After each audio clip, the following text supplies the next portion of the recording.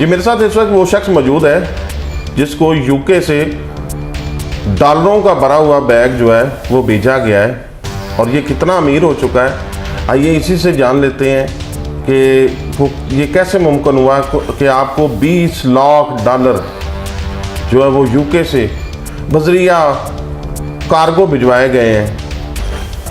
कैसे ये मुमकिन हुआ जनाब?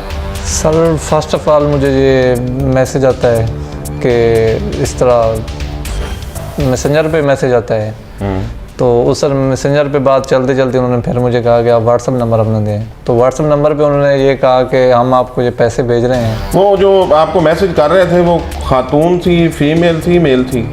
खातून थी। खातून थी। खातून थी। अच्छा। तो उसकी एक पूरा एक टीम ही थी। तो उन्होंने पहले मुझे ये कहा कि हम आपको ये पैसे भेज रहे हैं, तो आपने इस तरह करना है कि जो भी पाकिस्तान में आपके क्यों पैसे भेज रहे हैं?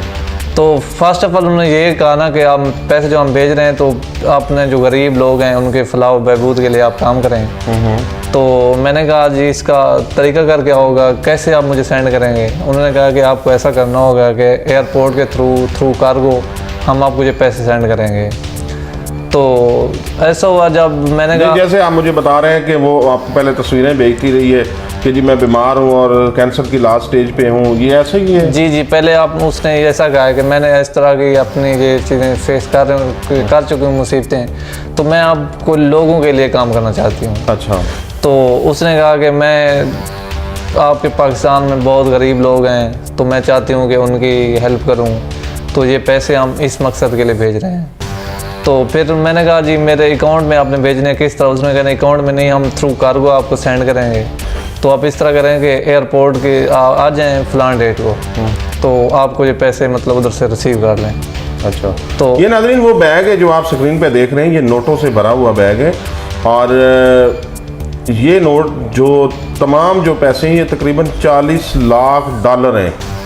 40 लाख डॉलर। अच्छा फिर?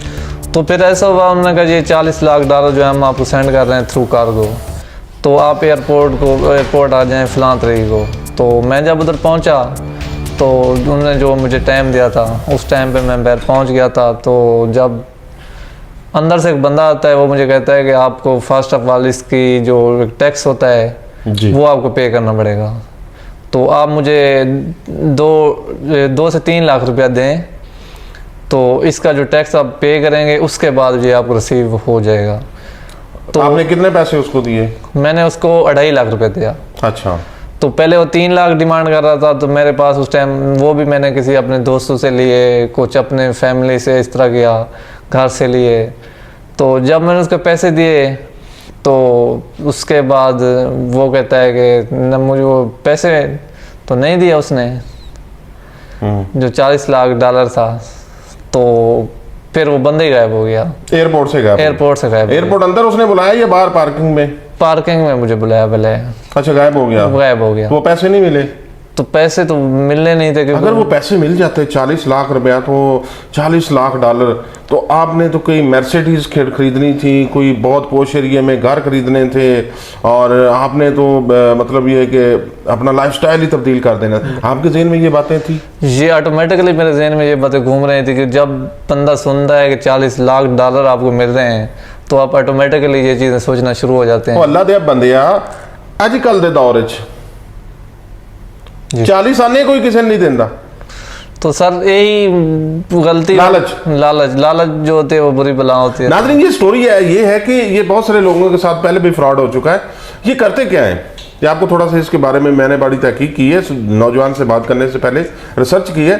तो मेरी जो नाकस अकल है उसके मुताबिक ये बात सामने आई है कि ये लोग करते क्या है, ये लोग पेड नंबर खरीदते हैं। 1 से 2 डॉलर का नंबर मिल जाता है ये गूगल प्ले स्टोर से और दूसरे जो iOS है उससे मिल जाता है।